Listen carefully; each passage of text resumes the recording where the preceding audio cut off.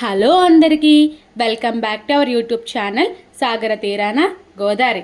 ఈరోజు మేము మా ఊరి అమ్మవారి పండగ అనగా శ్రీ రామచంద్రమ్మ తల్లి పండగ ఎలా జరుపుకుంటున్నామో మేము మీకు చూపించబోతున్నాము.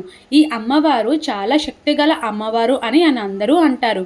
ఏమైనా కోరికలు ఉంటే ఖచ్చితంగా తీరుతాయంట. అలాగే మనం కూడా రివర్స్లో ఇవ్వాలి అండి అమ్మవారికి మన కోరికలు తీర్చాక. ఎవరికి స్థాయికి తగ్గట్టుగా వాళ్ళు పండగను చేసుకుంటారు. అయితే ఈ అమ్మవారు ఎందుకు అంత శక్తి గలది అంటే దీనికి ఒక స్టోరీ ఉందండి. ఆ స్టోరీ చెప్పే ముందు ఈ పండగకి మా ఊర్లో కొన్ని పద్ధతులు ఉన్నాయి. అవి ఏంటో మీకు చెప్తాను. ప్రతి సంవత్సరం ఈ పండగకి చాలా పోటీలు పెడతారు. అంటే హాకీ, క్రికెట్, డ్యాన్స్, కోలాటం ఇంకా చాలా ఉన్నాయి. ఈసారి కోలాటం ఫస్ట్ ప్రైజ్ గెలిచింది వీళ్ళు.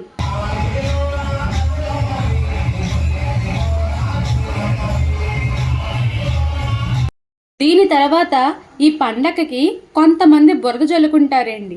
వాళ్ళని మేము బురదలోలు అని అంటాము.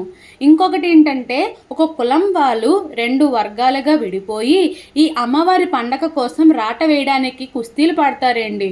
చాలా గట్టిగా చేస్తారు. ఎందుకంటే అది వాళ్ళకి చాలా గొప్ప అన్నమాట. అయితే ఈ పండగని 14 ఊళ్ళు కలిసి జరుపుకునే పండగ. అమ్మవారు పుట్టిన ఊరు నాయుడుపాలెం. ఈ పండక్కి ఆ ఊరి నుంచి బంగారం, అమ్మవారి సామాన్లు ఊరేగింపుగా తెచ్చి వేస్తారు. ఇంకా కొన్ని పద్ధతులు ఉన్నాయి, అవి పండగతో పాటు చెప్తాను. ఇప్పుడు స్టోరీ ఏంటంటే పూర్వం కొంతమంది దొంగలు అమ్మవారి నగలు కొట్టేయడానికి ప్రయత్నించారంట. అప్పుడు అమ్మవారు అక్కడికక్కడే వాళ్ళని రాళ్ళని చేసిందంట. సో ఆ గుడిలోనే ఈ రాళ్ళు కూడా ఉంటాయి. అయితే నేను గుడికి వెళ్ళామండి ఈ పండక్కి. కానీ గుడి చాలా కష్టం, చాలామంది వచ్చారు. ఎందుకంటే అంత పవర్ఫుల్ కాబట్టి వీడియో తీద్దామని చాలా కష్టపడ్డాను, కానీ మాకు వీడియో తీయడానికి ఛాన్స్ దొరకలేదు. అందుకే మీకంటూ కొన్ని ఫొటోస్ అయితే ఉంచాను అనమాట. దర్శనం అయితే మాకు చాలా బాగా అయ్యిందండి. అమ్మవారిది మాత్రం చాలా మనసు మాత్రం చాలా సంతోషంగా అనిపించింది. అమ్మవారి దర్శనం అంత బాగా అయ్యేసరికి, అంత కష్టపడ్డాం కానీ దర్శనం బాగా అయ్యేసరికి. అయితే దర్శనం అయిన తర్వాత ఇంటికి వచ్చాం. మళ్ళీ సాయంత్రం ఊళ్ళో ఉన్న రథం దగ్గరికి వెళ్ళాం. ఇది కూడా అమ్మవారుగా చాలామంది భావిస్తారండి. ఎవరైతే గుడికి వెళ్ళలేకపోయారో వాళ్ళు ఇక్కడ ఈ రథం దగ్గరకు వచ్చి అమ్మవారికి ఇవ్వాల్సినవన్నీ కానుకలైనా చీరలైనా ఏమైనా సరే ఇక్కడికి ఇస్తారనమాట. ఇలాగా ఇక్కడ చాలామంది అమ్మవారికి పూజ చేసుకుంటారు. అలాగే మా అత్త వాళ్ళు కూడా గుడికి వెళ్ళలేకపోయారు. సో వాళ్ళు కూడా ఇక్కడే అమ్మవారికి పూజించుకున్నారు. దీని తర్వాత మళ్ళీ మేము ఇంటికి వచ్చేసాక ఈలోపు మా బుడ్డదాన్ని పెట్టుకొని నేను ఊర్లోకి వచ్చాను. ఘటాలు అమ్మవారిని ఊరేగింపుతో వచ్చేస్తున్నాయి.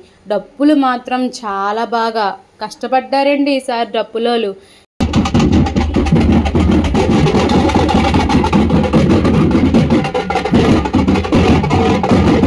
ఈ ఘటాలన్నీ కూడా అక్కడ రథం దగ్గర పెట్టి పూజ చేస్తారు.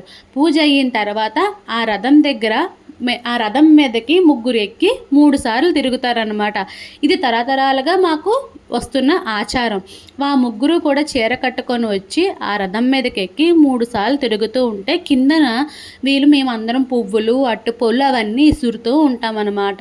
ఈ తిరగడం అయిపోయిన తర్వాత మళ్ళీ అమ్మవారు నగలు అవన్నీ తీసుకొని గుడి దగ్గరికి వెళ్ళి అమ్మవారికి అలంకరించి తీసేసి మళ్ళీ తీసుకెళ్ళిపోతారనమాట. ఈ పద్ధతి మాకు తరతరాలుగా జరుగుతూనే వస్తుంది. మేము మళ్ళీ ఇంటికి వెళ్ళిపోయాం.